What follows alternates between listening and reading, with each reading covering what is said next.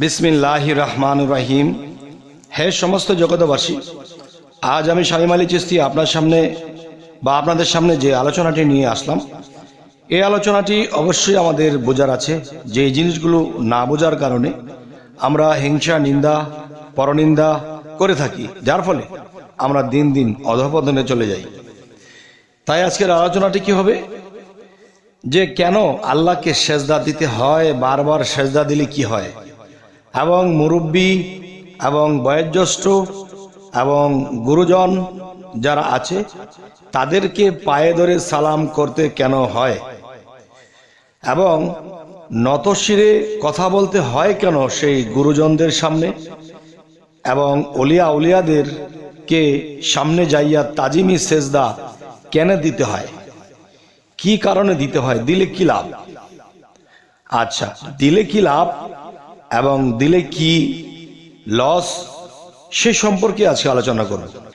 এবার আসি সেই আলোচনাটি যে দেখুন, একজন মানুষ যখন একটা নিয়ত করলো যে আমি একজন আল্লাহর ওলির দরবারে যাব, সে আল্লাহর ওলির দরবারে নিশ্চয়ই আল্লাহর ওলি আছেন, তখন কি করলেন, তিনি সেই আল্লাহর ওলিকে তাজিমি সেজদা করলেন। তখন কি হলো, এই সিজদাটি করলে আমার কি লাভ লস হলো। দেখেন, একদিকে হলো একজন ওলির সম্মান, আরেকদিকে আল্লাহ কি বলেছে যে সে ওলির মধ্যে আমি আছি, আর সে ওলিকে যদি কেউ সম্মান করে সেই সম্মানটা আমি আল্লাহ নিজে পেয়ে থাকি। আর আমার কোনো ওলিকে যদি কেউ অপমান করে থাকে, অপদস্থ করে থাকে, তাহলে সেটাও আমি পেয়ে থাকি।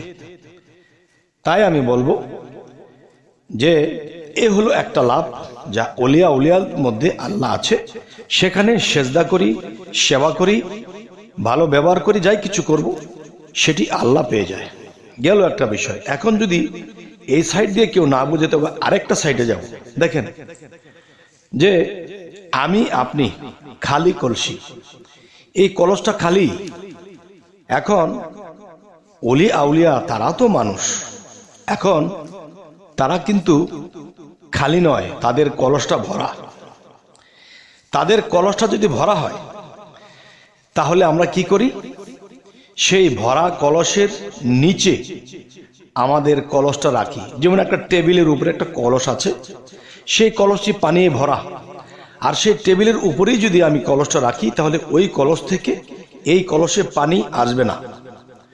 তখন কি হবে, যে আমি যে খালি গিয়েছিলাম খালি ফিরতে হবে। আর যদি কোনো অলির দরবারে গিয়ে সেই অলি যখন সিংহাসনে থাকবে বা উপরস্তরে বসা থাকবে, আর আমার কলসটা যদি আমি নিচে রাখি, তার মানে আমার মাথাটা যদি নিজে, আমি মানুষ একজন কলস হয়ে যদি সেই কলসের নিচের দিকে আমার মাথাটা রাখি, তাহলে ওই কলস থেকে ঢেকুরিয়া ঝাকুরিয়া সেখান থেকে এই কলসে পানি আসবে। তখন যেই ধনে ধনী হয়ে তিনি আল্লাহর ওলি হয়েছেন, তাহলে আমরাও কি করলাম, সেই কলস থেকে যতটুকু পানি পেয়েছি বা যতটুকু নত হয়েছি বা নিচু হয়েছি, ততটুকু পানি আমার কলসে এসেছে। তখন কি হলো, যে তিনি ভরপুর কলস আর আমার একটু হলেও এসেছে।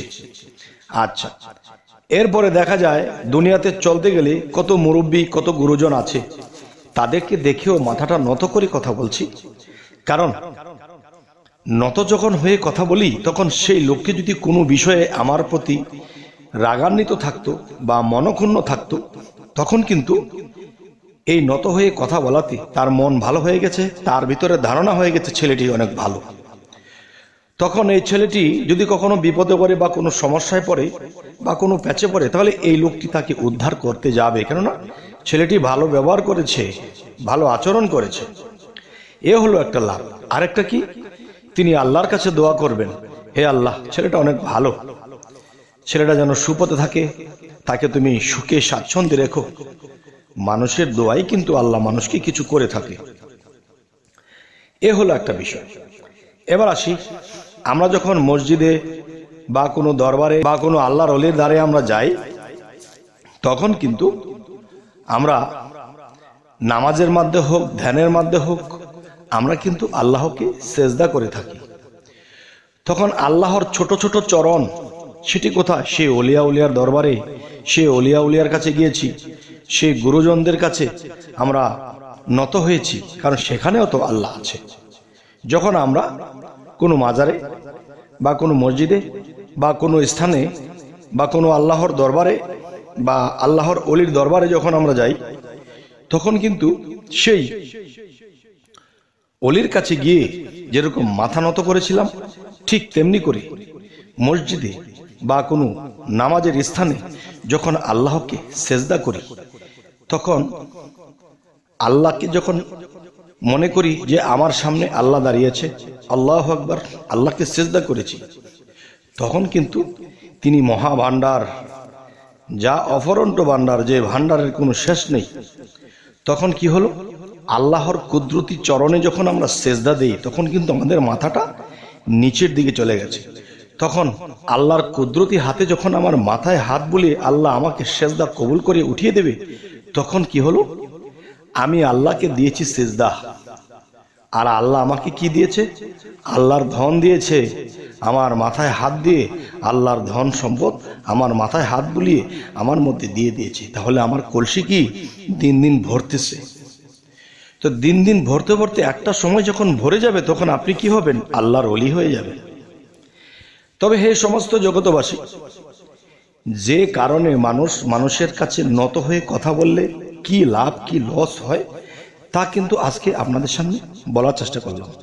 এখন এই আলোচনাটি আপনাদের কাছে কি মনোগত হলো, খারাপ লাগলো, ভালো লাগলো, অবশ্যই জানাবেন এবং আমাদের এই চ্যানেলটিকে সাবস্ক্রাইব করে রাখবেন, পরবর্তীতে যেন ভালো আলোচনা এনে দিতে পারি। তো সকলে ভালো থাকবেন। আল্লাহ হাফিজ।